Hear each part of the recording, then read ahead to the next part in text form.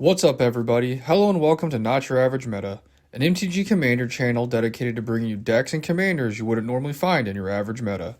This week's video is brought to you by our channel sponsors International MTG on TCG Player, as well as Martin from the Hobby Horse. We've also started a new Discord channel which is free to join, so come hang out with us. Link in the description of this video.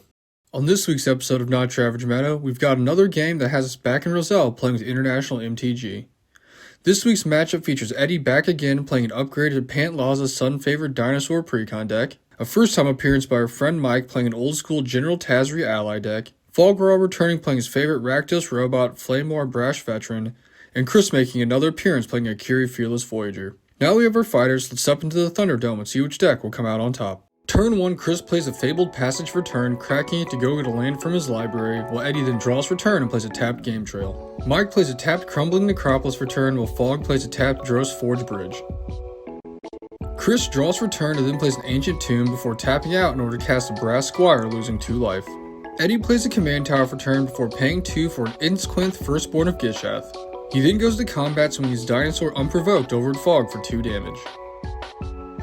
Mike plays a taps Zagoth Triumph for turn and then passes his turn to Fog, who plays a Swamp. Fog then taps out in order to cast the vehicle side of his commander, Flamewar Streetwise Operative. Chris plays a Ganjo Seat of the Empire for turn before then paying 2 for a Sword of the Animist. Chris then uses his Ancient Tomb, losing 2 life, in order to equip his Squire with the sword. He then swings his Squire over at Mike for 2 damage before goes into his library to go get a land to put into play tapped. Eddie draws for turn and plays a Plains before tapping out in order to cast a Wayward Swordtooth. He then plays a tapped Myriad Landscape as his land for turn before going to combat, swinging his Dinosaur over Chris for 2 damage. Mike plays a Mount for turn and then pays 2 for Talisman of Resilience. He then uses the Talisman immediately to help him cast the Colostri Healer, which drains each of his opponents for 1 life while he gains 1 life when it enters play. Fog plays a Mount for turn before then tapping out and casting the vehicle side of Slicer. He then goes to combat swinging his commander over at Chris for 2 commander damage while he swings Slicer over at Mike. Both of the creatures then connect and Fog exiles the top 2 cards of his library with intel counters on them. After combat, both of his creatures then transform to the robot side, which has him then giving Slicer over to Chris on his upkeep. Chris then draws a card for turn and plays a tapped Sacred Foundry.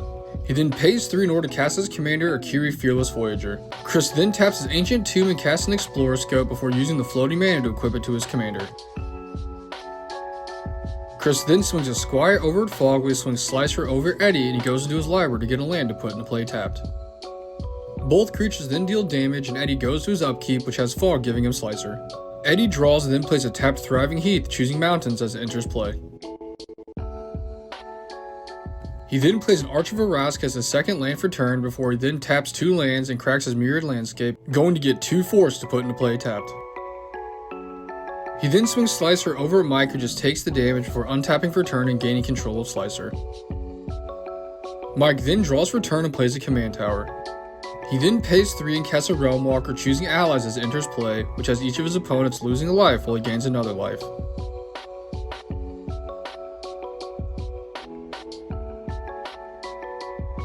Mike then goes to combat swinging Slicer over Eddie, who takes the damage, before Fog then starts his turn regaining control of his Slicer. Fog then draws and plays a second Mountain for turn. He then pays 1 and casts a Blood Fountain, which has him creating a Blood token when it enters play. Fog then sacks a Blood token to his commander's ability, which has his commander transforming back to the vehicle side and gaining a +1/+1 counter.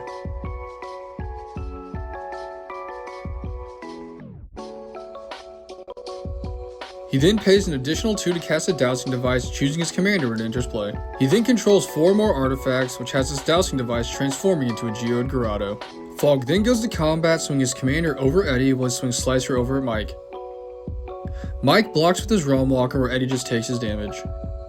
Fog then exiles the top 4 cards of his library with intel counters on him before he then transforms his commander back to its robot side and then pays 2 to cast an Automated Artificer.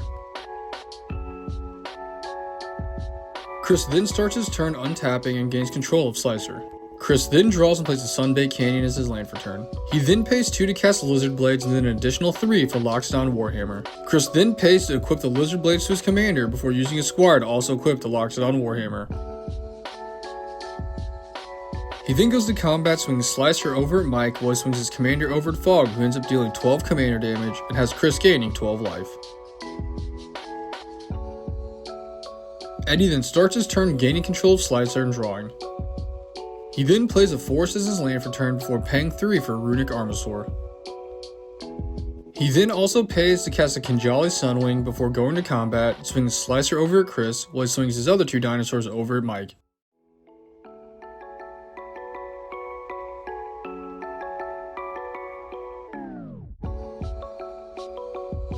Each of his opponents then decide to just take their damage. Mike then starts his turn drawing for turn before remembering to gain control of Slicer. Mike then plays a tapped Seaside Citadel as his land for turn before casting a Quasi-Duplicate, choosing to create a copy of Slicer when it enters play. We then remember his copy of Slicer comes into play tapped before he then goes to combat swinging Fog Slicer over at Chris for 6 damage.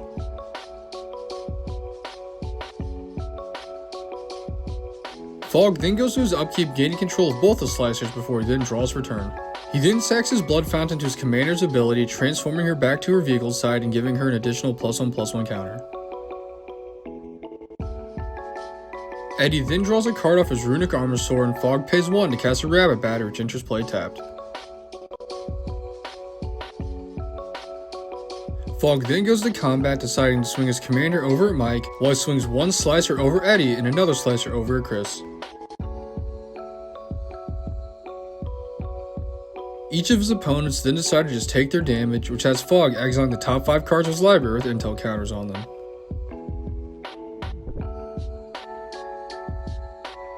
This then has him transform his commander back to its robot side before going to Chris's upkeep while he gains control of both of the Slicers. Chris then draws for turn and uses his Ancient Tomb in order to equip his commander with the Sword of the Animus, losing 2 life. He then also pays to equip the Squire with his Explorer Scope before going to combat. He then unsurprisingly swings his commander over at Fog, while he swings Fog Slicer over at Mike and Mike Slicer over at Eddie. Fog then declares blocks with his Artificer before paying to cast a 6-sided die.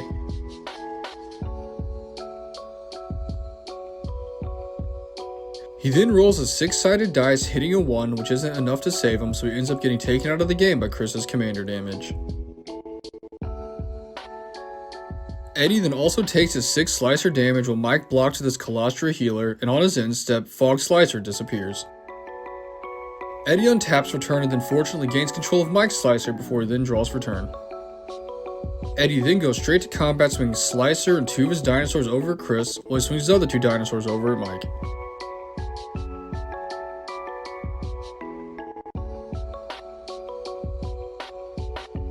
Both of his opponents then take their damage, which has Eddie drawing a card before then paying 2 and casting a Marauding Raptor.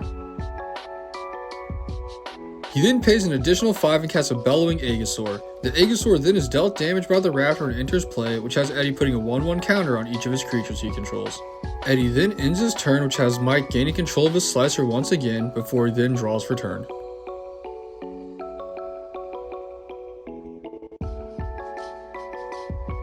He then plays a tapped Endothed Triumph for turn before paying 5 for a Hagra Diabolist, which has him dealing 1 damage to Chris when he enters play.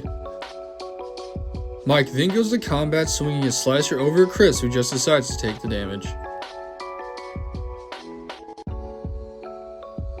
Chris then untaps and draws for turn, which has Mike giving him control of his Slicer. Chris then pays to put the Explorer Scope back on his Squire before paying 2 for a Valorous Stance in order to destroy one of Eddie's dinosaurs. He then goes to combat swinging his Squire over at Mike while he swings Slicer and his commander over at Eddie. He then finally remembers his Explorer Scope trick, revealing the top card of his library, which is a land, so he puts it into play tapped. Both of his opponents then take their damage, which has Eddie getting taken out of the game while Mike goes down to 11 life and Chris gains life going up to 23. Finally, Chris pays in order to cast a Mary Esquire Rowan before passing his turn to Mike, who gains control of a Slicer on his upkeep. Mike then draws for turn before casting an Animate Dead, targeting his Colostra Healer in his graveyard. This then has his opponents losing 1 life while he gains 1 life off the Colostra Healer, before this then triggers his Diabolist, draining Chris for an additional 2 life. Next, Mike casts a Graveshifter, which has him returning his Realm Walker back to his hand. This then also triggers his allies once again, having Chris lose a life while he gains a life, before Chris then gets drained for an additional 3 life from the Diabolist. Mike then goes to combat, swinging Slicer and his Diabolist over at Chris, which has Chris blocking Slicer with Mary, but still going down to 12 life. Chris then untaps and draws for turn. He then casts an Open the Armory, which has him going into his library to go get a Sword of Light and Shadow.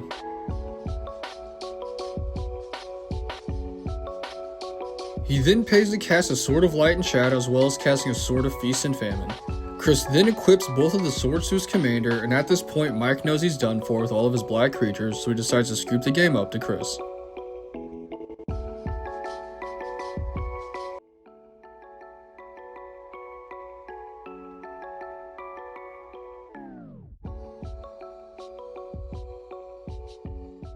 Thanks for watching, and don't forget to like, comment, and subscribe in order to see more games and decks you wouldn't normally see in your average meta.